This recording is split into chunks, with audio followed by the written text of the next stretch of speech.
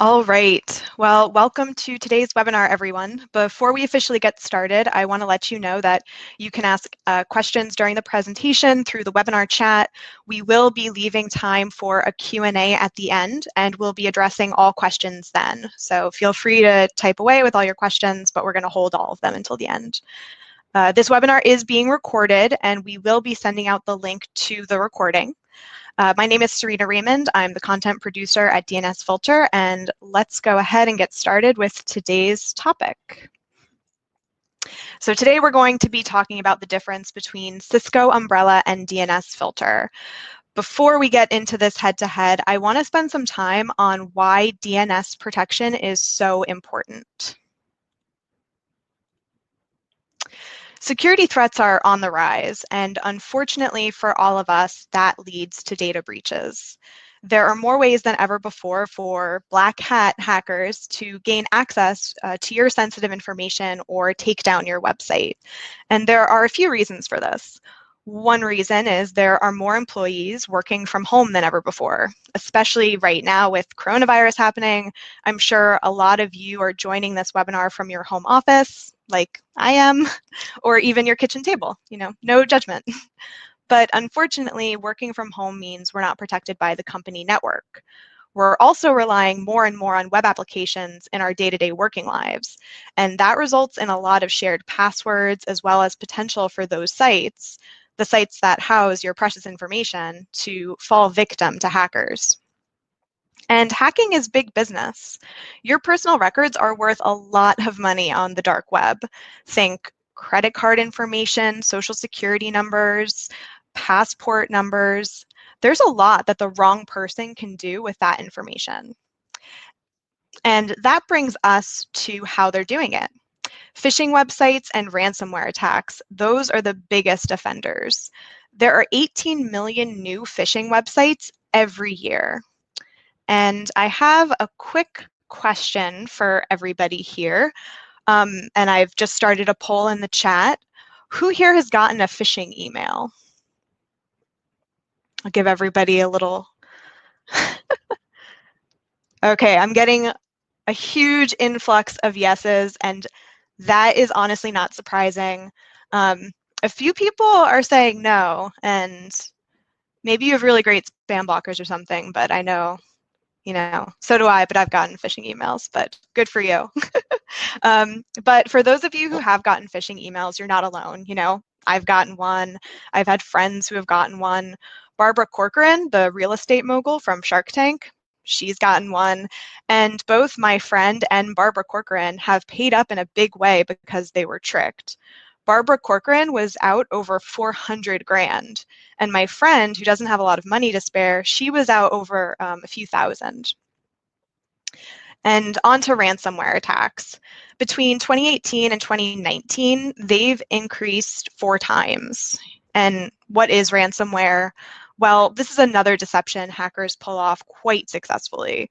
This is when you stumble onto a website that seems normal until a pop-up appears claiming that you've downloaded malware.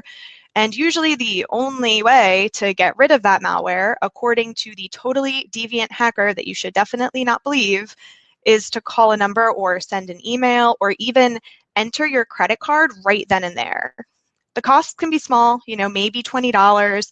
Some of them might be higher, 50, 100, but ransomware attacks are really prevalent, and people who do it a lot, that adds up to a lot of money. And cybercrime costs companies big money. In 2019, cybercrime resulted in $3.5 billion in losses. Just dealing with computer viruses annually costs $55 billion. And this includes cleaning up computers or replacing them altogether, paying IT professionals who clean them up, adding new virus protection programs.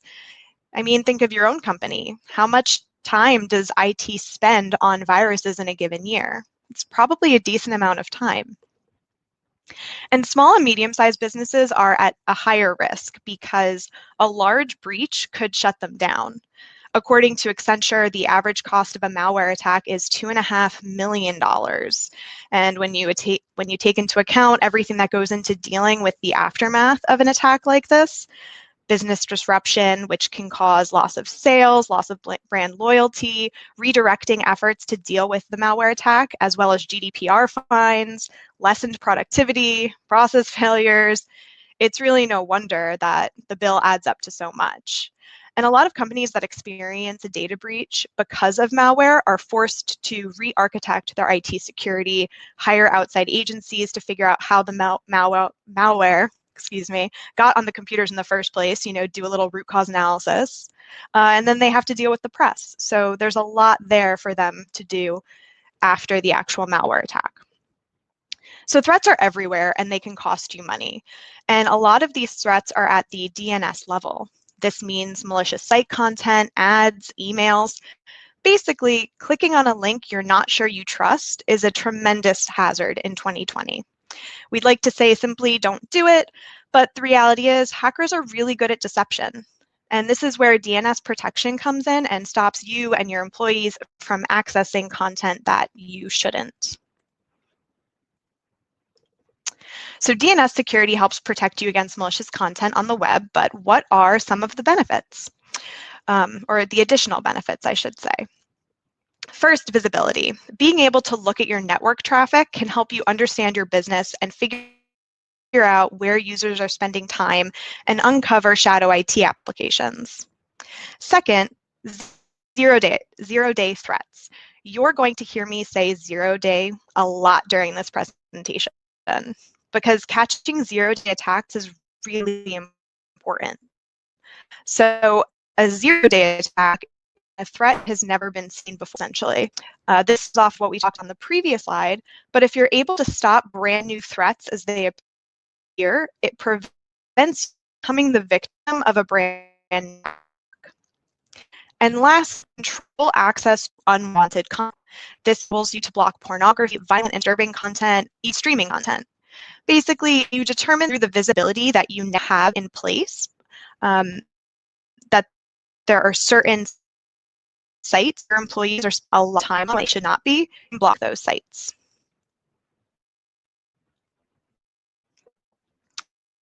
Before we move on to the next, I wanted to ask, how important is the quality of threat detection to your business?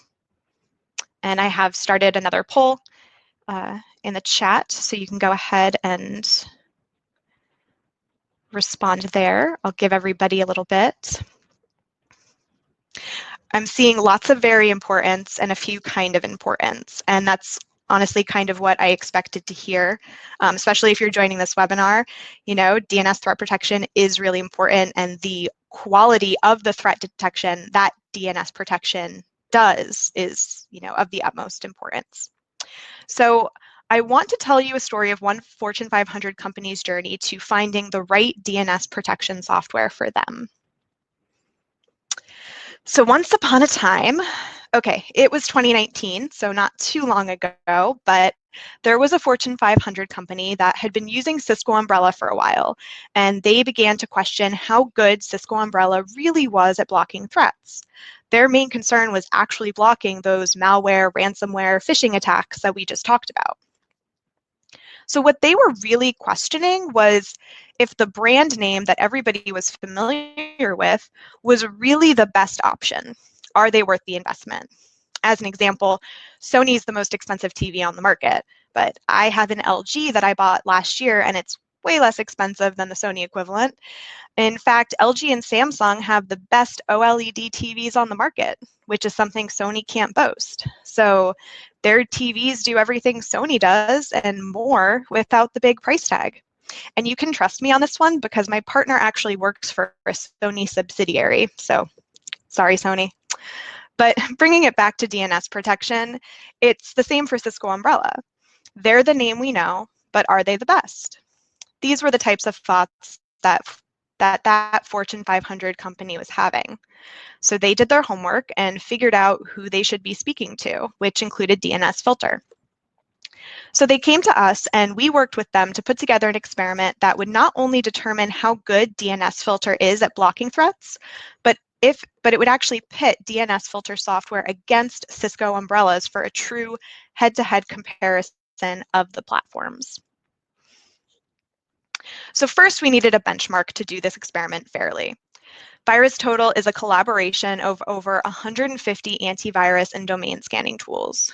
We used this aggregate tool as a benchmark for our results. To measure the efficacy of DNS protection software, the domains blocked by that software, whether it was Cisco Umbrella or DNSFilter, should match closely with the domains marked as a threat by VirusTotal. So basically, when you boil it down, whoever matched VirusTotal the closest won the contest.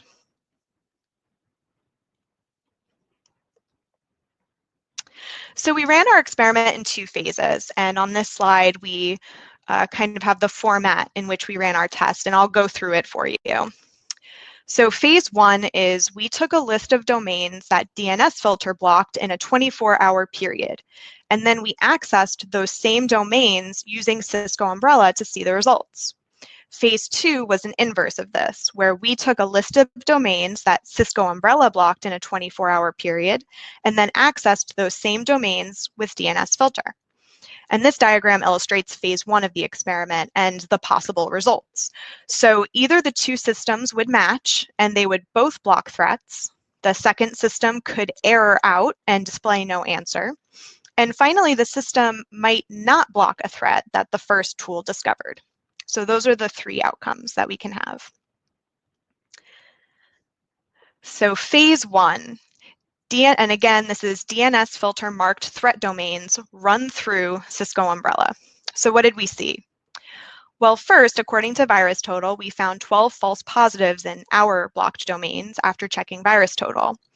That was a little under 3% of our total block list.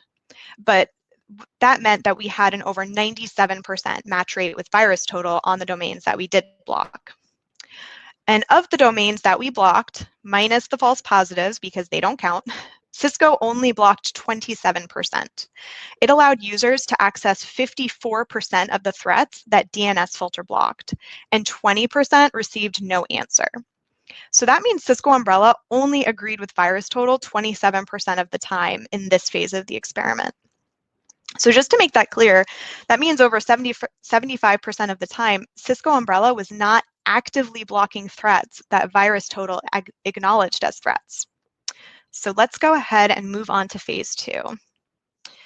And I know there's a lot on this slide, so I'm going to walk you through it piece by piece. And here's a reminder of what phase 2 is. We took a list of threats that Cisco Umbrella found in a 24-hour period, and then visited those threats using DNSFilter. So on the surface, DNSFilter allowed a lot of blocked sites. You can see on the left, we only agreed with Cisco Umbrella 5% of the time. And that had us really scratching our heads because we know our software and we know that we block threats. And when we looked at VirusTotal in phase 2 to check the validity of these blocked domains, we found that Cisco Umbrella was throwing a lot of false positives, meaning they were marking sites malicious when those sites were not malicious. And we compared Cisco to DNSFilter, and then we compared them both to VirusTotal. And what we found is in the pie chart on the right. You can see that DNSFilter and VirusTotal agreed 85% of the time. And when you include Cisco Umbrella overlap, we actually agreed with VirusTotal 90% of the time, while Cisco Umbrella agreed with VirusTotal only 15% of the time. And this actually matches up really well with the graph on the left that showed the disagreement between Cisco Umbrella and DNSFilter's threat detection. And it also shows that 5% of the time, DNSFilter and Cisco Umbrella agreed. So at least we have a little common ground. But what we took away from this is that Cisco Umbrella generates a large amount of false positives in a day and marks safe sites, sites you might need to access to do your job, as malicious. And this can negatively impact productivity, which kind of defeats the purpose of a DNS filtering solution. We want to help people be productive by only allowing them to access sites that they need to do their work, and then block sites that might cause a major IT issue and disrupt a day or a week of work. So high amounts of false positives can really impact your company's day-to-day in a negative way. Something else we need to talk about that the graph doesn't exactly show is that the zero-day attacks DNSFilter blocked, Cisco Umbrella was only able to block 50% of those. So Cisco Umbrella only blocked 50% of the zero-day attacks that DNSFilter found. So as we mentioned before, a zero-day attack is a brand new vulnerability that no one knows about yet. And zero-day attacks put a lot of people at risk because they're unknown. So it's really valuable for DNS protection software to be able to pinpoint these vulnerabilities and block websites in real time, even if the system has never seen that threat before. So all of those sites that they weren't able to block, it was mostly because they were brand new. In fact, in another comparison we did that looked at DNSFilter's blocking and categorization capabilities compared to third-party feeds, we often blocked threats 24 hours before others. So that might be the case here. When you have to wait 24 hours before a threat is categorized, it means if you go back and access that site within a 24-hour period where it hasn't been flagged as malicious yet, you remain vulnerable to that phishing, ransomware, or malware attack. Whereas DNSFilter's AI can catch these threats early, so you don't have to wait 24 hours to be protected. Once it's been detected, it's been categorized, and it's been blocked. To really illustrate how important a zero-day attack blocking is, I want to share a few numbers with you. There are over 200,000 domains registered each day, and 20% of all new domains are malicious. So being unable to categorize zero-day threats in a way that immediately prevents you, your coworkers, your employees, and your clients from accessing those threats as soon as they're known puts you at a considerable risk. So based on this experiment, that Fortune 500 company became a DNSFilter customer. There is a lot of trust in VirusTotal because it is such a large aggregate, and our experiment really showed that DNSFilter not only matches up better to VirusTotal, but it doesn't keep employees from accessing the applications they need throughout their day. So is Cisco Umbrella the best at blocking threats? No, it's not, but I don't really think you expected us to say otherwise.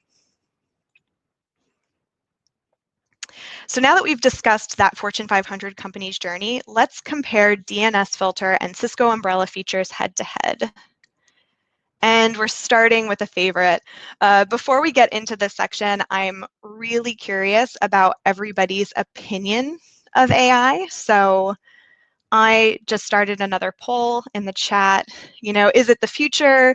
Is it just a buzzword? Or do you not really think about it at all? So I'll give everybody a minute there.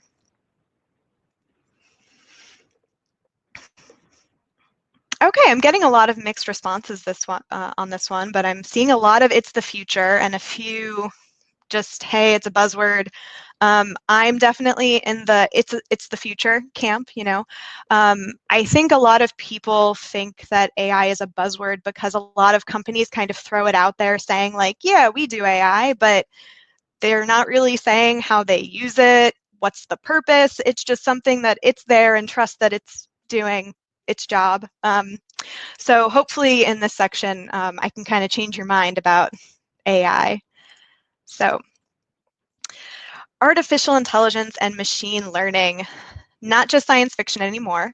Cisco Umbrella and DNSFilter both use machine learning.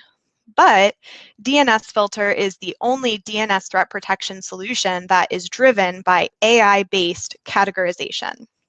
So we provide real-time threat detection, meaning we actually scan websites in real time to determine if they're good or bad, or even if our AI has never encountered them before.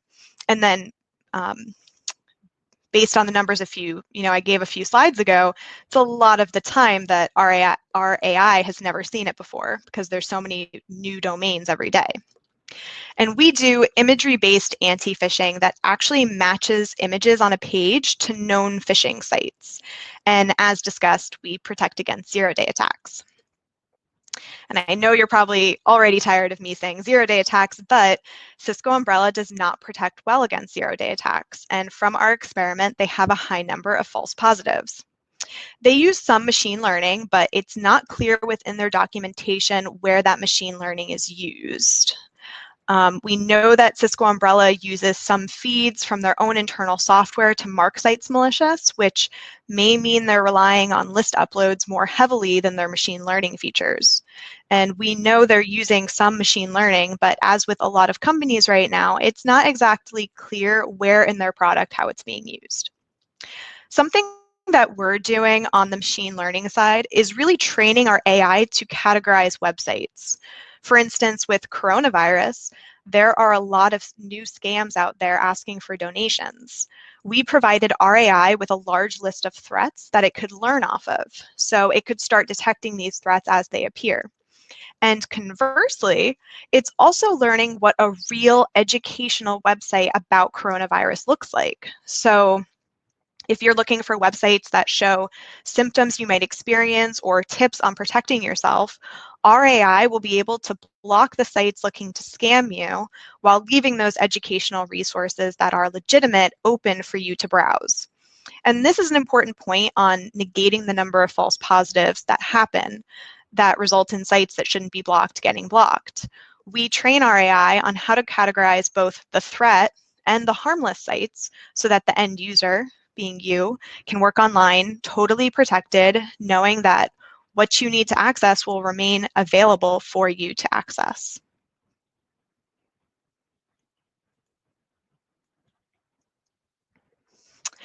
So speed is everything, right? Well, DNSFilter is fast. In fact, we are independently verified as the fastest DNS resolver in North America. We beat out Cisco Umbrella and we beat out Cloudflare. You can check out the live stats on dnsperf.com. And we're number two, worldwide. Got carried away there. Neither DNSFilter nor Cisco Umbrella have either had a global outage. We know that we've never had a global outage in part because we rely on two host providers, meaning if one node goes down, the other is less likely to because they're on a different network. However, we can't confirm that the same is true for Cisco Umbrella, but we know at least they have one network. But one thing we can confirm is that at DNSFilter, we have more worldwide data centers. We have 48, while Cisco Umbrella has 31, according to their documentation. And more data centers means more coverage, better speed, no outages. I know the slide says 47, but it's actually been bumped up since then. So I had to update it. All right, so you can see these are our reviews from G2, and we take a lot of pride in the reviews that we get on sites like G2 and Capterra. And if you compare us directly to Cisco Umbrella, you'll see that we outrank them in ease of use and support. So we ranked higher for ease of use, setup, admin, as well as the pleasure of doing business with. We're very easy to talk to.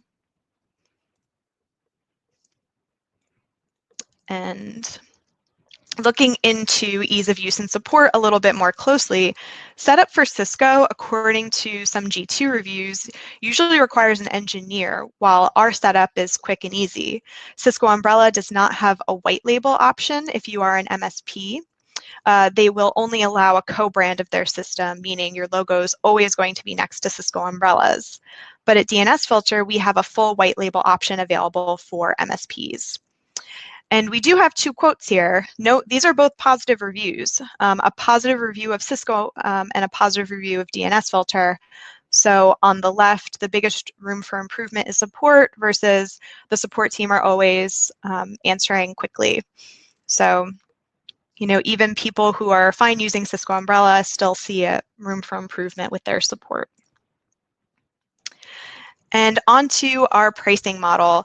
Both of us have a 2-week trial you can register for, but while we put our pricing out there for everyone to see, Cisco Umbrella does not. They also require an upfront year-long commitment. Yes, you're likely still going to be paying that monthly, but you still need to commit to a full year. At DNSFilter, we only require a month-to-month subscription. Comparatively, our pricing is just a little more flexible than Cisco Umbrella. So with us, you only pay for the users you need, whereas Cisco Umbrella has what I like to refer to as roundup pricing, meaning you can only buy licenses in blocks of 20. So if you only need 15 licenses right now, you actually need to round it up to 20 if you choose Cisco Umbrella. And we don't like asking people to pay for licenses they don't need, which is why we don't group our user licenses that way, and we don't offer roundup pricing. Okay, I'm going to level with you for a second. We're not perfect. We currently only have per user filtering as a preview feature. It's not complete. We're also not able to do organization unit integration for Active Directory. We also currently do not have AMP support. So for now, Cisco definitely wins these particular battles. However, complete Active Directory integration is on our roadmap and something that we're actively working on. And speaking of, this is our roadmap. It's everything in progress and everything that we have planned. Well, actually, not everything, there's more than this, but it's some of the more important features. We invite all of our users to add more feedback all the time, so as we finalize what we have in progress, we can add more items to our roadmap. As you can see, Active Directory is a major point for us. And note that everything currently in progress, we have partially deployed or released preview features of. And we're also working on some features that are just for MSPs, as well as automated alerts and better reporting. And this is just a taste of what we have in store for the future. But before we move on to the Q&A portion of the webinar, what is the feature currently on our roadmap that's most important to you? I've opened another poll, so I'll give everybody just a few minutes, a few seconds. Global policies and Active Directory, enhanced reporting. I can't say I'm surprised. Okay, I get it, Active Directory, you want Active Directory. Like I said, that one's really important to us, and I'm just gonna say, keep an eye out, because we do have that planned, and so just keep looking. All right, so I want to say thanks to everyone who's joined us today, and just a reminder before we begin going through questions, we will be sending out a recording of this webinar. I also want to share a white paper with you.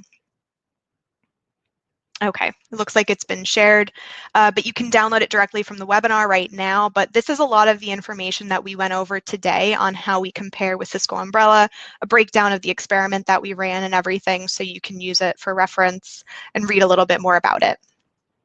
We'll also be sending out a quick survey after the webinar, so you can let us know how we did.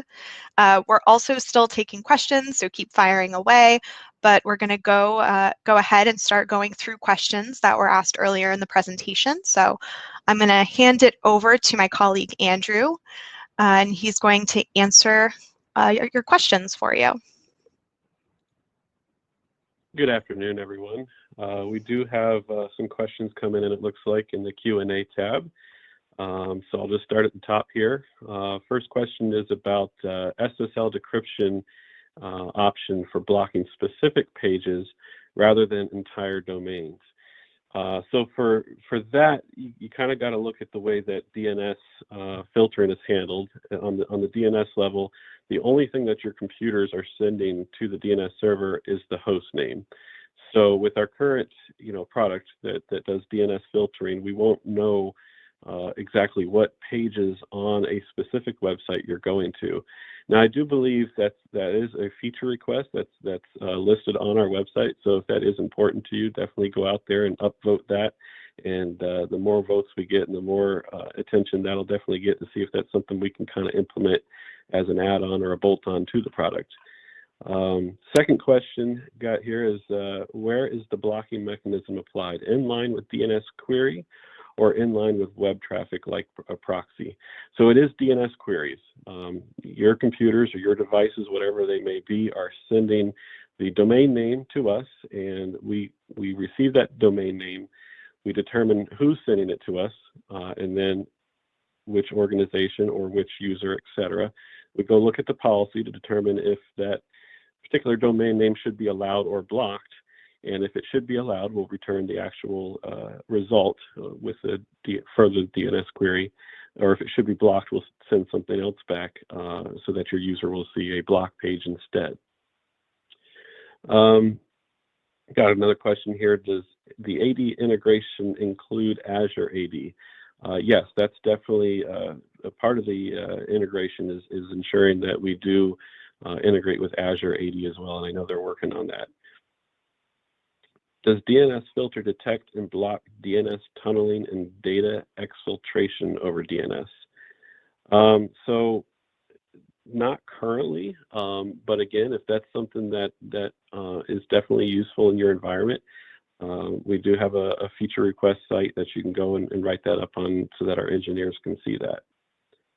MFA, yes, and we absolutely recommend that you enable MFA on your account for anyone that's logging into that to protect your account. Can DNSFilter log category hits but not block? So just report on hits. So we have quite a bit of reporting capability, and we just released a new feature called Data Explorer.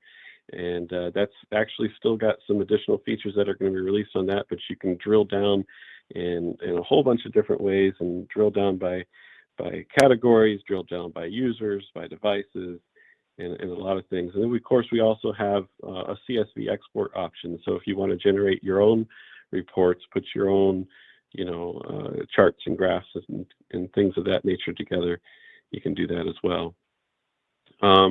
Pat also asked about roaming clients. Yes, we have roaming clients for iOS, Android, PC, and Mac. And somebody else has asked about integration with different RMM and MDM tools, and we absolutely do. We're currently writing up some documentation on a couple different ones that we've gotten access to.